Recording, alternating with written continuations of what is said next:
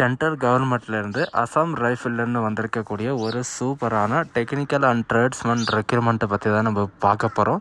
And இதுக்கான education and குவாலிஃபிகேஷனை பொறுத்த வரைக்கும் பார்த்தீங்கன்னா, நீங்கள் வெறும் 10th +2 டிப்ளமோ டிகிரி நீங்கள் இது பாஸ் பண்ணியிருந்தாலே நீங்கள் இதுக்கு அப்ளை பண்ணிக்கலாம் அப்படின்றதையும் மென்ஷன் பண்ணியிருக்காங்க. அண்டு இதுக்கான இது வந்து பார்த்திங்கன்னா செலெக்ஷன் ப்ராசஸ் எப்படி இருக்கும் அப்படின்னு பார்த்தீங்கன்னா, உங்களுக்கு நார்மலான ப்ராசஸ் தான் இருக்கும்.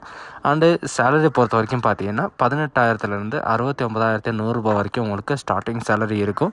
அண்டு இதுக்கு அப்ளை பண்ணுறதுக்கான லாஸ்ட் டேட்டை பொறுத்த வரைக்கும் பார்த்தீங்கன்னா 22/3/2025 அன்றைக்கு வரைக்கும் நீங்கள் ஆன்லைன் மூலமாக தான் நீங்கள் வந்து அப்ளை பண்ணி ஆகணும்.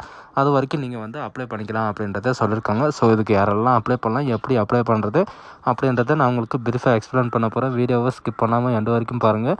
அதோடு நம்ம சேனலுக்கு இப்போ தான் நீங்கள் ஃபர்ஸ்ட் டைமும் உள்ளே வந்திருக்கீங்கன்னா நம்ம சேனலை வந்து சப்ஸ்கிரைப் பண்ணி வச்சுக்கோங்க. அப்போ தான் நாங்கள் போடக்கூடிய கவர்மெண்ட் ஜாபோட நோட்டிஃபிகேஷன் வந்து பார்த்திங்கன்னா உங்களுக்கு உடனுக்குடனே வந்து சேரும். அதோட நம்மளுடைய வாட்ஸ்அப் குரூப் லிங்க்கையும் நான் கீழே டிஸ்கிரிப்ஷன் வந்து கொடுத்துருக்கேன். அதுலேயும் நீங்கள் ஜாயின் பண்ண வரீங்கன்னா ஜாயின் பண்ணிக்கோங்க.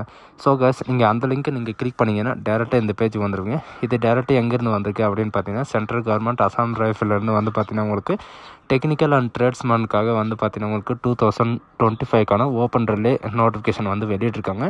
இது எப்போ வந்து வெளியிட்டிருக்காங்க அப்படின்னு பார்த்தீங்கன்னா, ஜனவரி 30 வந்து பார்த்திங்கன்னா உங்களுக்கு வெளியிட்டிருக்காங்க. இதுக்கு ஆன்லைன் போர்ட்டலில் வந்து 22 மார்ச் 2025 அன்றைக்கி 23:59 ஹவர்ஸ் வரைக்கும் வந்து பார்த்திங்கன்னா உங்களுக்கு ஓப்பனில் இருக்கும். அன்றைக்கி வந்து பார்த்திங்கன்னா உங்களுக்கு லாஸ்ட் டேட்டாகவும் வந்து அறிவிச்சிருக்காங்க. அண்ட் இது வந்து பார்த்திங்கன்னா ஆன்லைன் த்ரூவை மட்டும்தான் உங்களுக்கு அப்ளை பண்ண முடியும். ஆஃப்லைனில் வந்து அப்ளை பண்ண முடியாது அப்படின்றதையும் இவங்க வந்து சொல்லியிருக்காங்க. சிலர் வந்து என்ன பண்ணுறாங்கன்னா, இது வந்து ஆஃப்லைன் மூலிமா தான் இருக்கும் அப்படின்னு சொல்லிட்டு பிரிண்ட் எடுத்துகிட்டு வந்துடுறாங்க. அதனால் வந்து அலோவ் பண்ண மாட்டோம் அப்படின்றதையும் இவங்க வந்து மென்ஷன் பண்ணியிருக்காங்க. மறுபடியும் இவங்க வந்து என்ன சொல்கிறாங்கன்னா, 215 வேக்கன்சி வந்து பார்த்திங்கன்னா ட்ரேட்ஸ்மேனுக்கும் அண்ட் டெக்னிக்கலுக்கும் ரெண்டுத்துக்கும் வந்து பார்த்திங்கன்னா 215 வேக்கன்சி வந்து கொடுத்துருக்காங்க. இது group B and group C கேட்டகரியில் வந்து பார்த்திங்கன்னா ரெக்ரூட்மெண்ட் பண்ணுறதுக்காக உங்களுக்கு இந்த நோட்டிஃபிகேஷன் வந்து வெளியிட்டிருக்காங்க. இதுக்கான செலெக்ஷன் ப்ராசஸ் என்ன, அண்ட் இதில் என்னென்ன நோட்டிஃபிகேஷன் வந்து வெளியிட்டிருக்காங்க, இதில் என்னென்ன பொசிஷன்ஸ் எல்லாம் இருக்குது அப்படின்றத பார்க்கலாம். இதில் இவங்க கொடுத்துருக்கிற இந்த ட்ரேடில் தான் வந்து பார்த்திங்கன்னா உங்களுக்கு ரெக்ரூட்மெண்ட் பண்ணுறதா சொல்லியிருக்காங்க. ரேடியோ மெக்கானிக்காக வந்து பார்த்திங்கன்னா மெயின் கேண்டிடேட்ஸ் ஒன்லி அப்ளை பண்ணுறதுக்காக உங்களுக்கு வந்து கொடுத்துருக்காங்க. இதுக்கான எஜுகேஷன் அண்ட் குவாலிஃபிகேஷனை பொறுத்த வரைக்கும் நீங்கள் வெறும் 10th பாஸ் பண்ணியிருந்தாலும் நீங்கள் போதும், நீங்கள் வந்து அப்ளை பண்ணிக்கலாம். அண்ட் 10th +2 இதுக்குள்ளே வந்து பார்த்திங்கன்னா நீங்கள் டிப்ளமோவில் வந்து ரேடியோ பற்றியோ அல்லது டெலிவிஷன் டெக்னாலஜி பற்றியோ அல்லது electrician and telecommunication and computer electrical and mechanical engineering இந்த மாதிரி நீங்கள் எது படிச்சிருந்தாலும் நீங்கள் இதில் அப்ளை பண்ணிக்கலாம் அப்படின்றத சொல்லியிருக்காங்க. அப்படி இல்லை, நான் 10th படிச்சுட்டு +2 தான் படிச்சிருக்கேன் அப்படின்றவங்களுக்கு வந்து பார்த்திங்கன்னா நீங்கள் 12th ஸ்டாண்டர்ட் முடிச்சிருவங்களுக்கும் இருக்கிறவங்களுக்கு வித் வந்து பார்த்திங்கன்னா இவங்க 55% ஆகுது. உங்களுக்கு வந்து 55% ஆகுது உங்களுக்கு இந்த 12th சர்டிஃபிகேட்டில் வந்து இருக்கணும். பட் இதில் வந்து பார்த்திங்கன்னா வித் ஃபிசிக்ஸு, கெமிஸ்ட்ரி, மேத்தமெட்டிக்ஸ் இந்த 3 சப்ஜெக்ட்டும் வந்து இருந்துச்சுன்னா நீங்கள் வந்து 18 வயசுலேருந்து 25 வயசு வரைக்கும் 12th படித்தவங்க வந்து அப்ளை பண்ணிக்கலாம் அப்படின்றதையும் இவங்க வந்து மென்ஷன் பண்ணியிருக்காங்க. அண்ட் இது மட்டும் கிடையாது, லைன்மேன் ஃபீல்டு லைன்மேனுக்காக வந்து பார்த்திங்கன்னா உங்களுக்கு மேல் கேண்டிடேட்க்கு மட்டும் உங்களுக்கு ரெக்கமெண்ட் பண்ணுறதா வந்து மென்ஷன் பண்ணியிருக்காங்க. இதுக்கான எஜுகேஷன் அண்ட் குவாலிஃபிகேஷனை பொறுத்த வரைக்கும் நீங்கள் வெறும் 10th படிச்சிருந்தாலே நீங்கள் இதுக்கு அப்ளை பண்ணிக்கலாம். ஆனால் இதுக்கும் வந்து பார்த்திங்கன்னா 18 வயசுலேருந்து 23 வயசு வரைக்கும் நீங்கள் வந்து ஆன்லைன் மூலிமா நீங்கள் வந்து அப்ளை பண்ணிக்கலாம். அண்ட் ட்ரேட் இன்ஜினியரிங் மெக்கானிக்கலுக்காக வந்து பார்த்திங்கன்னா உங்களுக்கு கேண்டிடேட், அதாவது மேல் கேண்டிடேட்ஸ் ஒன்று தான் நீங்கள் வந்து அப்ளை பண்ண முடியும். இதுக்கான எஜுகேஷன் அண்ட் குவாலிஃபிகேஷன் என்ன ரெக்குவயர்மெண்ட் பண்ணியிருக்காங்க அப்படின்னு பார்த்தீங்கன்னா, நீங்கள் வெறும் 10th நீங்கள் படிச்சிருந்தாலே நீங்கள் வந்து அப்ளை பண்ணிக்கலாம். 18 வயசுலேருந்து 23 வயசு வரைக்கும் நீங்கள் வந்து அப்ளை பண்ணிக்கலாம் அப்படின்றதையும் இவங்க மென்ஷன் பண்ணியிருக்காங்க. அண்ட் இது மட்டும் கிடையாது, மற்ற ஜாபுக்கு எல்லாத்துக்குமே வந்து பார்த்திங்கன்னா உங்களுக்கு ஏஜ் லிமிட் இது மட்டும் இல்லாமல் உங்களுக்கு எக்ஸ்ட்ரா ரிலாக்ஸேஷன் அந்த மாதிரி வந்து பார்த்திங்கன்னா உங்களுக்கு நிறையவே ரிலாக்ஸேஷன் எல்லாம் வந்து கொடுத்துருக்காங்க. SC, ST, OBC இந்த மாதிரி வந்து பார்த்திங்கன்னா உங்களுக்கு கொடுத்துருக்காங்க. அண்ட் இது எல்லாத்துக்குமே வந்து பார்த்திங்கன்னா மினிமம் 10th பாஸ் பண்ணியிருந்தாலும் நீங்கள் இதுக்கு வந்து அப்ளை பண்ணுறதுக்கு எலிஜிபிள் தான். அண்டு இதுக்கான எந்த எக்ஸ்பீரியன்ஸும் வந்து பார்த்திங்கன்னா உங்களுக்கு தேவையில்லை அப்படின்றதையும் இவங்களே வந்து மென்ஷன் பண்ணியிருக்காங்க. அண்டு இது மட்டும் கிடையாது, மற்ற எலக்ட்ரிக்கலாக இருந்தாலும் சரி அண்டு இன்ஜினியரிங்காக இருந்தாலும் சரி எல்லாத்துக்குமே வந்து பார்த்திங்கன்னா டிப்ளமோ இந்த மாதிரி நீங்கள் படிச்சிருந்தாலே போதும்.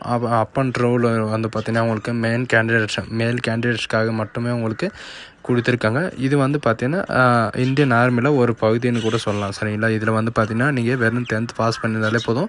18 வயசுலேருந்து 23 வயசு வரைக்கும் நீங்கள் வந்து அப்ளை பண்ணிக்கலாம்.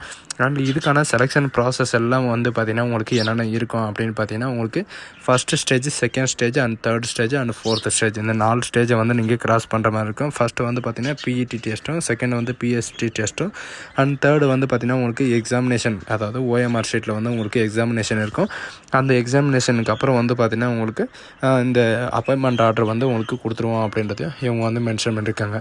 இதில் வந்து பார்த்திங்கன்னா உங்களுக்கு டோட்டலாக என்னென்ன இருக்குது அப்படின்ற எல்லா டீட்டெயில்ஸும் வந்து பார்த்திங்கன்னா உங்களுக்கு வந்து கொடுத்துருக்காங்க. நெக்ஸ்ட் வந்து பார்த்திங்கன்னா இதுக்கான ரிலாக்ஸேஷன் என்ன இருக்குது அப்படின்றத பார்க்கணும். ஏஜ் ரிலாக்ஸேஷனை பொறுத்த வரைக்கும் எஸ்சி எஸ்டிக்கு 5 இயர் ரிலாக்ஸேஷனும், ஓபிசிக்கு வந்து 3 இயர் ரிலாக்ஸேஷனும், ஆனால் மற்ற கேண்டிடேட்டு இந்த எக்ஸ் சர்வீஸ் மேனு அவங்கெல்லாம் இருக்காங்க இல்லையா, அவங்களுக்கு வந்து டிஸ்சார்ஜ் ஆனதுக்கப்புறம் வந்து பார்த்திங்கன்னா 3 இயர் ரிலாக்ஸேஷனும், அதுலேயும் வந்து பார்த்திங்கன்னா உங்களுக்கு யூஆர், ஓபிசி, எஸ்சி, எஸ்டி இந்த மாதிரி வந்து பார்த்திங்கன்னா உங்களுக்கு கேட்டகரி வைஸ் உங்களுக்கு ரிலாக்ஸேஷன் வந்து கொடுத்துருக்கோம் அப்படின்றதையும் இவங்க வந்து மென்ஷன் பண்ணியிருக்காங்க. அண்ட் அது மட்டும் இல்லாமல் இந்த பிஎஸ்டி டெஸ்ட்டில் வந்து எவ்வளோ ஹைட் இருக்கணும், எவ்வளோ வெயிட் இருக்கணும், அண்ட் எவ்வளோ செஸ்ட் இருக்கணும், அண்ட் எவ்வளோ எக்ஸ்பேண்ட் பண்ணணும் அப்படின்ற எல்லா டீட்டெயில்ஸும் வந்து பார்த்திங்கன்னா உங்களுக்கு கொடுத்துருக்காங்க. நீங்கள் எந்த ஜாபுக்கு வந்து ட்ரை பண்ணுறீங்களோ, எந்த ட்ரேடுக்கு வந்து ட்ரை பண்ணுறீங்களோ அந்த ட்ரேடுக்கு வந்து எவ்வளோ இருக்கணும் அப்படின்றதையும் நீங்கள் வந்து செக் பண்ணிக்கோங்க.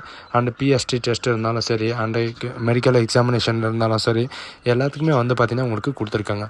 இதில் முக்கியமாக வந்து என்ன கொடுத்துருக்காங்க அப்படின்னு பார்த்தீங்கன்னா, ஃபிசிக்கல் எஃபென்சி டெஸ்ட்டில் மேல் கேண்டிடேட்டுக்கு மட்டுமே வந்து பார்த்திங்கன்னா உங்களுக்கு 5 கிலோமீட்டர் வந்து 24 நிமிஷத்தில் வந்து ரன்னிங் இருக்கிற மாதிரி இருக்கும். அண்ட் ஃபீமேல் கேண்டிடேட்டுக்கு வந்து 1.6 கிலோமீட்டர் வந்து 8.5 நிமிஷத்தில் வந்து பார்த்திங்கன்னா நீங்கள் கடக்கிற மாதிரி இருக்கும்.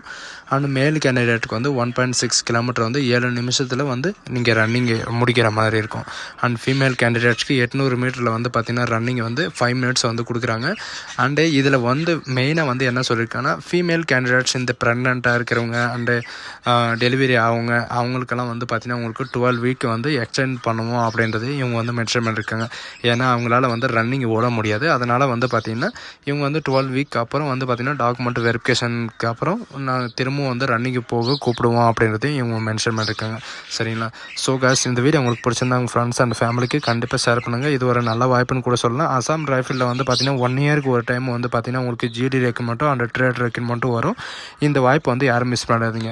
இதுக்கான டோட்டல் வேகன்சிலேருந்து எல்லாமே வந்து பார்த்திங்கன்னா கீழே வந்து டிஸ்கிரிப்ஷனில் கொடுத்துருக்கேன். அண்ட் இதோட லிங்க்கையும் வந்து கொடுத்துருக்கேன். இந்த நோட்டிஃபிகேஷனை வந்து பார்த்து படிச்சுக்கோங்க. So guys, thank you.